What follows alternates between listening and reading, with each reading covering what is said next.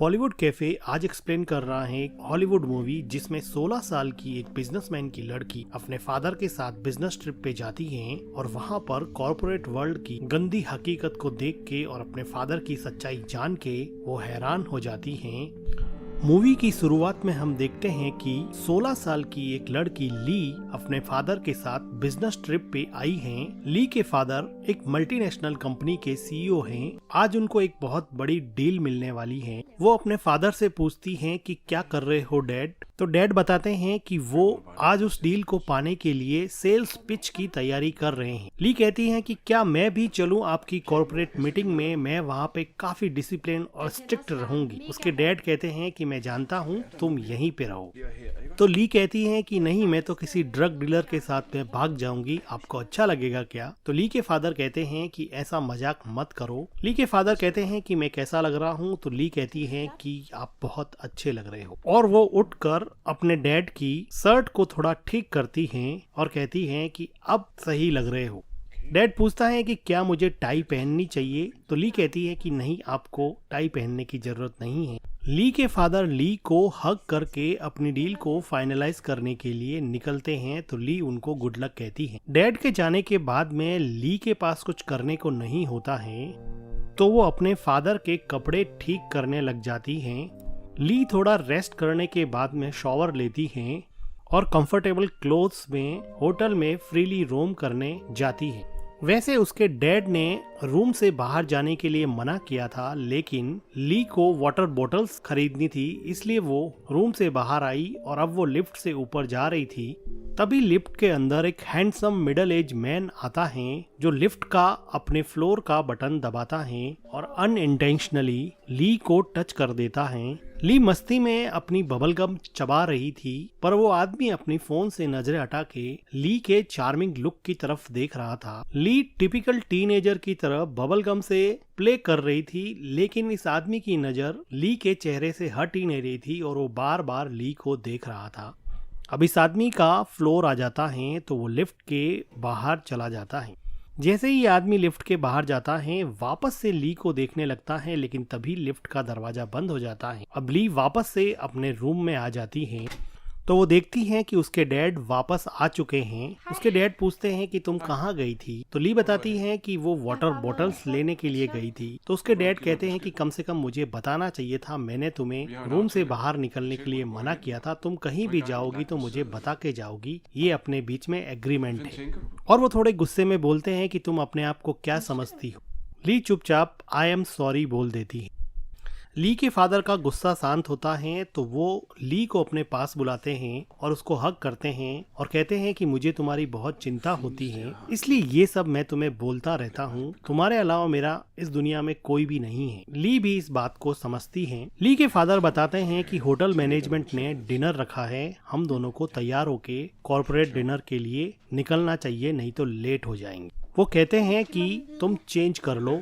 ली अपने फादर से अपना वाइट कॉर्पोरेट शर्ट मांगती हैं और अपनी टी को निकाल के डिनर के लिए वो वाइट शर्ट पहन लेती हैं ताकि वो भी कॉर्पोरेट लोगों के साथ में घुल मिल सके। ली अपने डैड को पूछती हैं कि आपकी मीटिंग कैसी रही और आपको क्या लगता है, क्या आपको वो कॉन्ट्रैक्ट मिल जाएगा क्या। लेकिन उसके डैड उसकी इस बात का जवाब नहीं देते हुए ली के कॉर्पोरेट ड्रेस की काफी प्रशंसा करते हैं और कहते हैं कि तुम बहुत खूबसूरत लग रही हो, तुम सच में ही बहुत खूबसूरत हो, तुम मेरी बेटी जो हो। वो ली को कहते हैं कि चलो डिनर टेबल पे नीचे चलते हैं और उन लोगों से अब कॉन्ट्रैक्ट लेकर ही वापस आएंगे। ली कहती है कि हाँ डैड। ली के डैड ली को डिनर पार्टी में ले जाते हैं। ली देखती हैं कि उसके फादर एक आदमी क्रिस्टीन से हाथ मिला रहे होते हैं और वो ली को क्रिस्टीन से इंट्रोड्यूस करते हैं और कहते हैं कि ये मेरी डॉटर है। और ली को कहते हैं कि ये क्रिस्टीन है, ये हमारा परचेजिंग मैनेजर है। ली ऑलरेडी इस आदमी से लिफ्ट में मिल चुकी थी।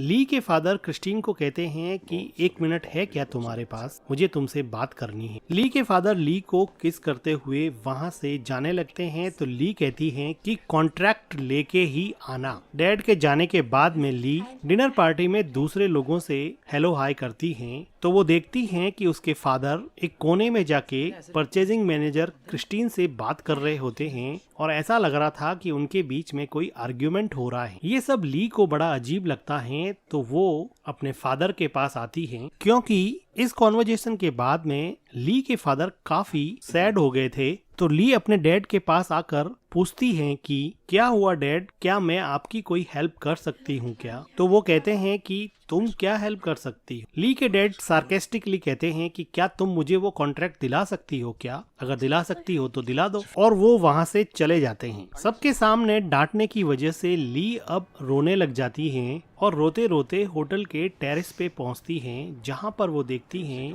कि वही परचेजिंग मैनेजर क्रिस्टीन बैठा है। तो क्रिस्टीन कहता है कि हेलो, क्या तुम्हें ओस्लो सिटी पसंद आई क्या? तो ली अपने आंसू पोंछते हुए कहती हैं नहीं, ज्यादा कुछ खास तो पसंद नहीं आई। तो क्रिस्टीन पूछता है कि कोपेनहेगन से तो बेटर ही है ना? तो ली कहती है कि कोपेनहेगन भी मैं तो कभी गई नहीं, और वो थोड़ा मुस्कुरा देती हैं। तो क्रिस्टीन उठकर सिगरेट पीता हुआ ली के पास में आता है और अपने गले से मफलर निकाल के ली के गले में लपेट देता है और वो कहता है कि ठंड बहुत ज्यादा है। ली भी इस बात पे कुछ नहीं कहती है। क्रिस्टीन ली को पूछता है कि तुम कहाँ रहती हो? तो ली कहती है कि डैड की ट्रैवलिंग की वजह से हम हर जगह रहते हैं, लेकिन हम शुरुआत में स्विट्जरलैंड में रहते थे, फिर हम डैड की जॉब की वजह से अलग अलग शहरों में रहे हैं। ज्यादातर टाइम मैंने न्यूजीलैंड में काटा है जहाँ से मेरे डैड बिलोंग करते हैं। क्रिस्टीन कहता है कि हमेशा ट्रेवल करती हो, लोनली फील नहीं होता है क्या तुम? ली थोड़ा सोच के कहती है कि नहीं। वो कहती है कि ट्रेवलिंग की वजह से अलग अलग इंटरेस्टिंग लोगों से मिलते हैं, इसलिए लोनली तो फील नहीं होता। क्रिस्टीन को ली का ये जवाब काफी पसंद आया। क्रिस्टीन ही वो आदमी था जो ली के फादर को ये डील दे सकता था क्योंकि वो ही दूसरी कंपनी के साइड से परचेजिंग मैनेजर था जो उसके फादर को कॉन्ट्रैक्ट दे सकता था। ली अपने गले से क्रिस्टीन का मफलर हटाती हैं और उसको देते हुए कहती हैं कि अब मुझे जाना चाहिए, मेरे फादर मुझे ढूंढ रहे हों, और ली वहां से चली जाती हैं। अब देखते हैं कि यहाँ पे एक कॉर्पोरेट मीटिंग चल रही होती है जिसमें ली के फादर परचेजिंग मैनेजर क्रिस्टीन से कहते हैं कि डील उसको दे दो, वो एक बेहतर क्वालिटी की कारपेट कम प्राइस में देने को तैयार है। लेकिन क्रिस्टीन ये कहता है कि तुम्हें प्राइस थोड़ा लो करना पड़ेगा, तभी जाके मैं तुम्हें ये कॉन्ट्रैक्ट दे सकता हूँ। ली के फादर के एक्सप्लेनेशन में क्रिस्टीन का कुछ ज्यादा ध्यान नहीं होता है और वो बार बार ली की तरफ ही दिखता है। ली मीटिंग में बैठी बैठी अपने हैंड बैंड से खेल रही होती है, लेकिन वो इस मीटिंग में बैठी बैठी काफी नर्वस हो रही थी क्योंकि उसके पास में क्रिस्टीन बैठा था और क्रिस्टीन के इरादे कुछ ठीक नहीं लग रहे थे। क्रिस्टीन अपना हाथ ली के पास लाता है और उसको इनएप्रोप्रिएटली टच करने की कोशिश करता है। सरप्राइजिंगली ली भी इस चीज को रजिस्ट नहीं कर पा रही थी, लेकिन ली को ये सब थोड़ा वियर्ड लगा तो अपने पैर को हटाकर क्रिस्टीन की तरफ देखते हुए पानी का ग्लास पीती है। ली के फादर ये सब देख के हल्का सा मुस्कुरा देते हैं। ली को ये बात कुछ समझ में नहीं आती। कॉर्पोरेट मीटिंग के बाद में ली अपने फादर के साथ होटल के बाहर जाती। होटल के बाहर ली अपने फादर से पूछती हैं कि क्रिस्टीन थोड़ा वियर्ड है ना, क्या आपको ऐसा नहीं लगता है? उसके फादर कहते हैं कि वियर्ड कैसे है बताओ। उसके फादर कहते हैं कि कॉर्पोरेट के लोग ऐसे ही फ्रैंक होते हैं, वो बहुत जल्दी लोगों से दोस्ती कर लेते हैं। वो ली को फिर से अपने साथ होटल में ले जाने वाले होते हैं तो ली कहती हैं कि मैं होटल रूम में चली जाती हूँ, लेकिन उसके डैड उसकी मर्जी के बिना उसको वापस वहाँ पर ले जाते हैं। डिनर के बाद में यहाँ पे सब लोग ड्रिंक करते हैं और पार्टी करने लग जाते हैं। क्रिस्टीन ली को अपने साथ डांस करने के लिए कहता है और वो ली के साथ डांस करने लगता है। ली पहले तो हिचकिचाती है, लेकिन थोड़ी देर बाद में वो क्रिस्टीन के साथ थोड़ी कंफर्टेबल हो जाती है। डांस करते करते ली देखती है कि उसके फादर किसी औरत के साथ एंजॉय कर रहे हैं, तो वो अपने फादर को डांस करने के लिए बुलाती हैं, तो उसके फादर मना कर देते हैं, जो ली को बड़ा अजीब लगता है। अब क्रिस्टीन ली को धीरे धीरे पार्टी की दूसरी तरफ ले जा रहा था। ली बार बार अपने फादर की तरफ देखती है, क्योंकि उसको समझ नहीं आ रहा कि उसके फादर अभी उसको टोक क्यों नहीं रहे, लेकिन वो फिर भी क्रिस्टीन के साथ डांस करने लग जाती है। डांस करते करते ली और क्रिस्टीन की नजदीकियां काफी बढ़ जाती। अब ली भी क्रिस्टीन से थोड़ा अट्रैक्टेड फील करने लगी और थोड़ा ओपन अप हो जाती है। वो देखती हैं कि उसके फादर सामने खड़े हैं और वो अपनी ही मस्ती में हैं, लेकिन उस पर कोई ध्यान नहीं दे रहे। ये ली को बड़ी अजीब सी चीज लगती है, क्योंकि ली ने अपने फादर का ऐसा बिहेवियर पहले कभी नहीं देखा कि वो उसको इतना फ्रीडम दे। अब क्रिस्टीन ली के काफी क्लोज आ जाता है और उसको डांस करते करते ही किस करने लग जाता है। ली फिर से अपने डैड की तरफ देखती है, डैड भी उसकी तरफ देखते हैं, लेकिन ये सब देख के ली के डैड वहाँ से चुपचाप निकल जाते हैं। ऐसा लग रहा था कि ली के डैड जानबूझकर चाहते थे कि वो क्रिस्टीन के क्लोज हो जाए। ली को अपने डैड का ये बिहेवियर कुछ समझ में नहीं आया, तो क्रिस्टीन उसका ध्यान भटकाता है और कहता है कि यहाँ से बाहर चले क्या। तो ली कहती है कि हाँ चलते हैं। क्रिस्टीन ली को हाथ पकड़ के पार्टी से बाहर ले जाता है।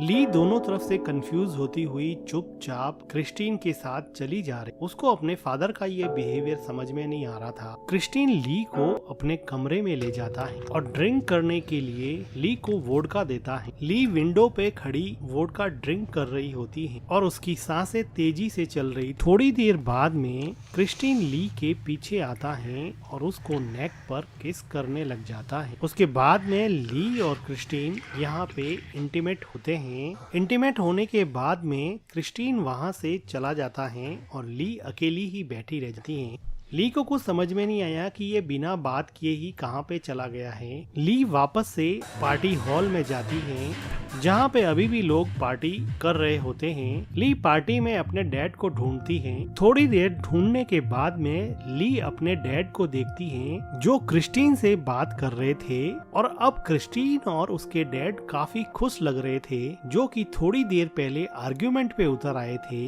अभी ये दोनों मिलके किसी चीज का जैसे सेलिब्रेशन कर रहे हो। ली कुछ सोचने लग जाती हैं और उसको समझ में आ जाता है कि मेरे फादर को कॉन्ट्रैक्ट मिल गया है, लेकिन वो इस बात पे कंफ्यूज हो जाती हैं कि कैसे मेरे और क्रिस्टीन के रोमांटिक होने के बाद में मेरे फादर को अचानक से डील मिल गई है। किसी के धक्के से क्रिस्टीन अपने विचारों से बाहर निकली और अपने फादर के पास गई और इन लोगों के सेलिब्रेशन के बीच में जाकर अपने लिए भी एक वाइन का ग्लास लिया। ली के फादर ली को कान में बताते हैं कि उनको डील मिल गई है, इसलिए वो सेलिब्रेट कर रहे हैं, जिसका अनुमान ली ने ऑलरेडी लगा लिया था। लेकिन वो देखती हैं कि क्रिस्टीन उससे नजरें चुरा रहा है। क्रिस्टीन उसकी तरफ देख भी नहीं रहा। ली के फादर सबको चीयर अप कर रहे थे, तो ली भी बीच में अपने फादर के साथ चीयर करने लग जाती हैं और कहती हैं कि ग्रेट वर्क डैड, जो उसके डैड को बड़ा अखरता है। और वो ली को कहते हैं कि तुमने बहुत ड्रिंक कर ली है। तो ली कहती है कि अभी तो मैंने एक घूंट भी नहीं पिया, और वो अपने फादर को झटक के क्रिस्टीन के पास जाती हैं और सबके सामने क्रिस्टीन को किस करने लग जाती हैं। तो ली के डैड क्रिस्टीन से ली को अलग करते हैं और क्रिस्टीन भी खड़ा खड़ा देख रहा होता है। तो ली अपने फादर से हाथ छुड़ा के वहाँ से बाहर चली जाती है। तो ली के फादर सबको एक्सक्यूज कह के अपनी बेटी के पीछे जाते हैं। ली बाहर जाके टैक्सी के लिए हाथ हिलाती है, तो उसके फादर पीछे से दौड़ते हुए आते हैं और अपना कोट अपनी बेटी को पहनाने लगते हैं। तो इस बात पे ली रोने लग जाती है, तो उसके डैड उसको काम डाउन करने की कोशिश करते हैं। ली को समझ में आ गया था कि उसके फादर ने जानबूझकर उसको अननेसेसरी फ्रीडम दिया था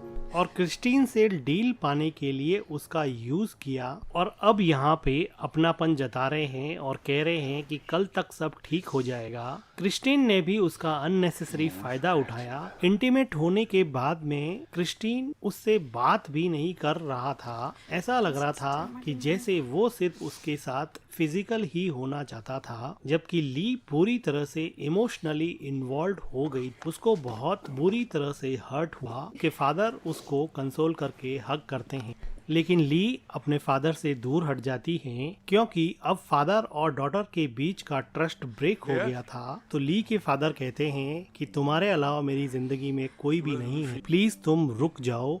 ली को ये बात सुन के रोना आया, लेकिन वो फिर भी टैक्सी में बैठ जाती हैं क्योंकि उसके फादर ने उसका ट्रस्ट पूरी तरह से तोड़ दिया था। रोते हुए ली टैक्सी में बैठ जाती है और डेनमार्क के लिए निकल जाती हैं। उसके फादर पीछे अकेले ही रह जाते हैं। रिश्तों की बुनियाद हमेशा विश्वास पर टिकी रहती है। एक फादर ने फाइनेंशियल गेन के लिए अपनी डॉटर का विश्वास तोड़ा। ली के लिए तो ये दोहरी चोट थी क्योंकि उसके फादर के साथ साथ उसके पहले प्यार क्रिस्टीन ने भी उसके साथ विश्वासघात किया। और इसी के साथ ये इमोशनल मूवी एंड हो जाती है। वीडियो को like, thank you for watching.